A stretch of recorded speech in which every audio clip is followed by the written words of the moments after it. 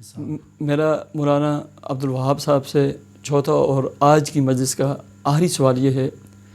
کہ عملیات کی دنیا کا جو سب سے مشہور کام ہے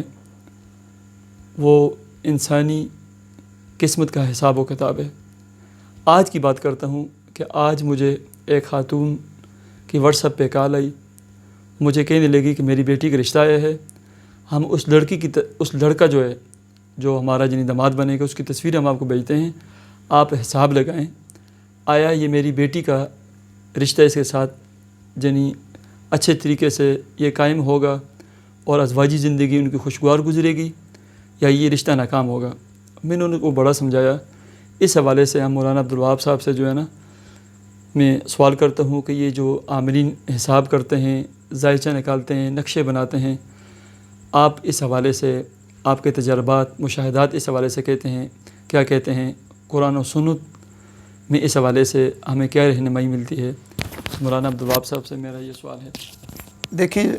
حساب کتاب کی جہاں تک بات ہے نا، ہمیں یہ بات سمجھنی چاہیے کہ یہ جو حساب کتاب جو نجومی عمل کرتے ہیں جو مشہور ہے عوام الناس میں کہ والدہ کا نام بتائیں جی، پھر اس کے اعداد نکالتے ہیں اور اعداد نکال کے وہ کرتے ہیں، اس کی شریعت میں کوئی گنجائش نہیں ہے۔ اس پر علماء اکرام کے فتاوی موجود ہیں اور تمام مسالک کے علماء اکرام، دیوبند مسلک، بریلوی مسلک اور اہل حدیث مسلک، تمام مسالک کے علماء کے فتاوی اس پر موجود ہیں کہ یہ چیزیں جو ہیں نا یہ ناجائز ہیں اور حرام ہیں، اور خاص طور پر یہ حساب کتاب کرنا۔ اعلیٰ حضرت احمد رضا خان بریلوی رحمۃ اللہ علیہ جو ہے ان کے فتاوی جو ہے اس کے اندر 2-3 جگہ پر یہ فتویٰ موجود ہے کہ ذائچے نکالنا اور اس قسم کی یہ چیزیں کرنا یہ بالکل ناجائز اور حرام ہے، ٹھیک ہے۔ تو یہ ان چیزوں کا تعلق علم الاعداد کے ساتھ، علم نجوم کے ساتھ، رمل کے ساتھ، جفر کے ساتھ ہے، اور یہ تینوں علوم جو ہیں ان کا یہ ناجائز ہے، اس پر بھی فتاوی موجود ہیں، ان کی شریعت میں کوئی گنجائش نہیں ہے۔ علم نجوم جو ہے اس کی 2 شاخیں ہیں،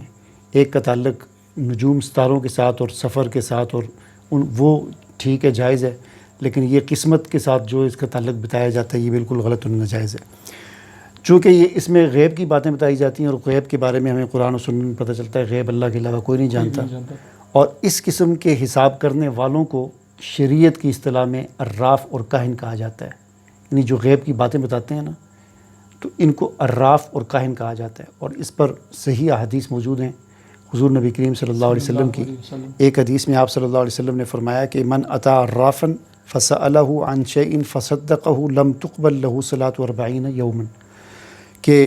جو آدمی کسی عراف کے پاس گیا اور اس سے نجومی عراف یا حساب کتاب کرنے والا جو کہتا ہے میں حساب کر کے بتا سکتا ہوں تمہارے ساتھ کیا مسئلہ ہے، اس کو عراف کہتے ہیں یا کاہن کہتے ہیں، اس کے پاس گیا اور اس نے سوال کیا اور پھر اس سوال کیا تو فرمایا کہ اس کی 40 دن کی مقبول نمازیں جو ہے وہ ختم ہو جائیں گی۔ دوسری حدیث ہے کہ من اتا کاہنا فصدقہ بما یقول فقد کفر بما انزل علی محمد صلی اللہ علیہ وسلم۔ ابو داؤد شریف کی روایت ہے کہ جو آدمی کسی کاہن کے پاس گیا، اس سے سوال کیا، اور سوال کرنے کے بعد پھر سوال کرنے والے نے اس کی بات پر یقین کر لیا، تصدیق کر لی، تو یہ یقین کر لیا، تصدیق کر دی، تو یہ فرمایا کہ گویا کہ اس نے اس دین کا انکار کر دیا جو محمد صلی اللہ علیہ وسلم پر نازل ہوا ہے۔ تو کتنی خطرناک بات ہے۔ اس لیے کبھی بھی ہمیں بھی لوگ کرتے ہیں، میسج کرتے ہیں، ابھی السلام علیکم، میرا نام یہ ہے، میری والدہ کا نام یہ، میری عمر اتنی ہے، مجھے بتائیں کیا مسئلہ ہے۔ آپ لندن میں بیٹھے ہیں اور UK میں بیٹھے ہیں اور میں پاکستان میں بیٹھا ہوں، تو گویا کہ آپ یہ سمجھ رہے ہیں میں غیب جانتا ہوں، تو یہ سمجھنا یہ آپ کے عقیدے اور نظریے کی غلطی ہے اور بہت خطرناک عقیدہ اور نظریہ، اس کو اپنے ذہن سے نکالیں اور اپنی دین کو اور اپنی نمازوں کو اور اپنی ایمان کی حفاظت کریں۔ ان چیزوں کی کوئی حقیقت نہیں ہوتی۔ جتنے بھی حساب کتاب کرنے والے ہوتے ہیں یہ بھی سارے اندازے تخمینے ہوتے ہیں اور ان کی حقیقت کوئی نہیں، کبھی حساب فٹ بیٹھ جاتا ہے، کبھی غلط ہو جاتا ہے، تو بس یہی چیز ہوتی ہے۔ مجھے بات یاد آ گئی کہ یہ جو ابھی سردیاں گزری ہیں، جنہیں جہالت کا آپ اندازہ لگائیں کہ عوام میں ان جیلی عاملین نے اس چیز کو ایسے راسخ کر دیا ہے، ان کے نظریات کو، ان کی سوچ کو، ان کے افکار کو ایسے بدل دیا ہے کہ ایک بندے کی مجھے جو ہے نا کال آئی کہ مجھے 1 ہفتہ ہو گیا شدید قسم کی کھانسی ہے۔ ایک بندے کی مجھے کال آئی کہ مجھے 1 ہفتے سے شدید قسم کی کھانسی ہے، آپ حساب لگا کر دیکھیں کہ یہ مجھے کھانسی ہے یہ کس وجہ سے، کہ مجھے ٹی بی تو نہیں ہو گئی، آپ اندازہ لگائیں۔ اور ایسے ہی بہت سارے لوگ، میں اس مسئلے کی وضاحت کر دوں، ہر دوسرا بندہ میسج کرے گا، اپنی ساری بات بتائے گا، آخر میں یہ بات ضرور کرے گا کہ آپ استخارہ کر دیں کہ ہمارے بارے میں کہ ہمیں کیا مسئلہ ہے۔ یاد رکھیں، استخارہ کروایا یا نکلوایا نہیں جاتا، بلکہ استخارہ خود کیا جاتا ہے، ٹھیک ہے۔ اور استخارہ کا آسان الفاظ میں مطلب یہ ہوتا ہے کہ طلب خیر اللہ تبارک و تعالیٰ سے مانگنا، یعنی خیر طلب کرنا۔ اور استخارہ کس کے لیے کیا جاتا ہے؟ آپ نے ایک رشتہ دیکھا، آیا یہ رشتہ ہم کریں یا نہ کریں، ٹھیک ہے۔ آپ سفر پہ جا رہے ہیں،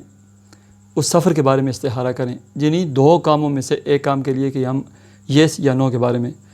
اور استخارے کے اندر خواب کا آنا لازمی اور ضروری نہیں ہے۔ آج کل آن لائن جو استخارے ہوتے ہیں 5 منٹ کے اندر جو رزلٹ بتاتے ہیں، یہ بالکل سراسر جھوٹ ہے، یہ بہتان ہے، یہ فریب ہے، یہ سارا اس پیٹ کا چکر ہے۔ ان کاموں میں مت پڑیں،